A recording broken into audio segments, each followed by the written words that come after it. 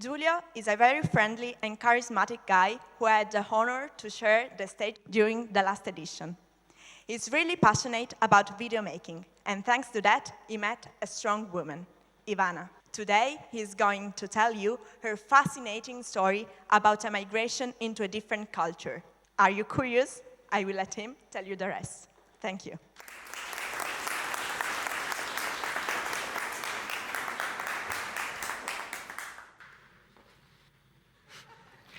This is Ivana. Ivana is my sister dance instructor. Well, I'm an amateur theater technician, and as such, I've always helped Ivana and her dance group with their shows. Helping Ivana was for me almost like a job.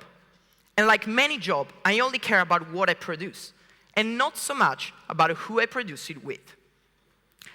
That is, until I was employed to take part in a new project, a show about Ivana's life. In 1993, Ivana and her family were forced to leave their homeland, Serbia, in search of a new country where to live. Her mother, Jasminka, was a Bosnian Muslim, and her father, Zeljko, a Serbian Orthodox. They lived in Serbia for years, until something started. The 1991 Yugoslav War. Because of their mixed origins, neither of the two states accepted them fully. Serbia didn't accept the Orthodox, and Bosnia didn't accept the Orthodox. So one day, Jasminka decided that she had had enough. They were going to leave Yugoslavia, and forever. They made a plan. The day after, Zeljko would desert the People's Army, leaving Ivana's mother alone, and would run to the border. Meanwhile, Jasminka, Ivana's mother, would negotiate with a human trafficker to make them reach Germany. But reaching Germany was not an easy journey. All the states part of the Yugoslav Union had closed their borders and weren't intention to let people move between states. They had to make a couple of different passports depending on the state they were crossing, denying their real origin. But fortunately, after 2 weeks, they could finally arrive in Germany, where they were granted political asylum. They lived in Germany for 1 year in an emergency house, until they received a very special call. Their grandparents had passed the border and had arrived safely in Italy, here, in Turin. Once again, Ivana's family jumped in a car and drove for miles and miles to finally reach Italy, their future homeland. When they arrived at the refugee center here in Turin, they were asked a series of questions, among which, what ethnic group do you belong to? And their answer was Romani. I'm wondering what this word is evoking in you. From the beginning of this talk, you thought Ivana was simply a refugee. And now I'm telling you she's part of Europe's most hated group of people, Romani. We all think of Romani as nomads, as thieves, as everyday criminals, and we all think they live in campers because, you know, that is their culture to nomad. But actually, Romani are not nomad anymore. They've been forced to do so. During the year, they fled the all non-welcoming countries in which they tried to settle in. But despite this, Ivana's family was forced to live in a Roma camp, because that is the standard allocation for Romani refugees in Italy. The Italian government has decided to organize Romani with the current system of Roma camps. Italy has been alerted several times by European Court of Justice about poor housing conditions and few employment opportunities for Roma people.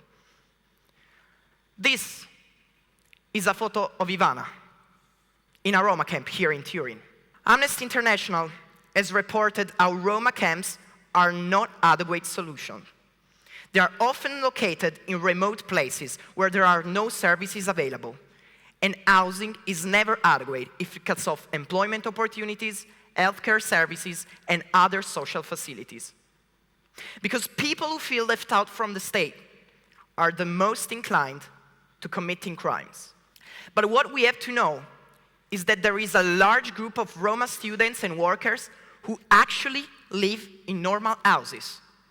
In Italy, there is a population of 150,000 Romani, with just 20,000 Romani living in camps.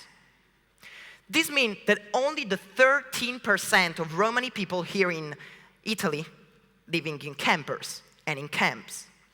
These people live near us, like us, in normal houses. They can be your butcher. They can be your baker. They can be your some professors. Did you know that Elvis Presley was Romani? Together with Banderas, Ibrahimovic, the Gypsy Kings, and others. These people live near us, but we don't see them. Ivana's family had one more step to go. They needed to integrate. But in order to do so, it was impossible to continue living in the Roma camp.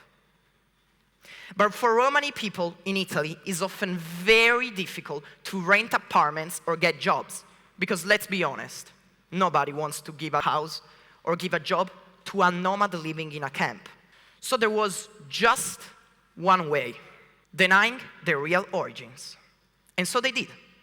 They went and they reapplied for an emergency house without sharing their ethnic identity. And fortunately, they were eligible for an emergency house. And they could finally restart a new life in a new state with a new house. As a result of having a house, Zelieko and Jasminka could finally restart a life. Now, they both work in a restaurant here in Turin. Ivana is studying education. And she has also founded Kernipe Dance, a dance group that promotes Romani tradition and whose goal is to connect Romani people with our culture without having them to deny to their real origins. We all know that Roma people really cares about their tradition, which, as a matter of fact, are very different from ours. Their way of living usually annoys us because it reminds us that we can always lose everything and become just as them, poor. However, this shouldn't be a reason to discriminate them. Because if we really want to integrate them and provide them with good housing, we have only one solution. Give them a house. Give them an employment opportunity. And we should finally let them express their culture and their origins. Thank you.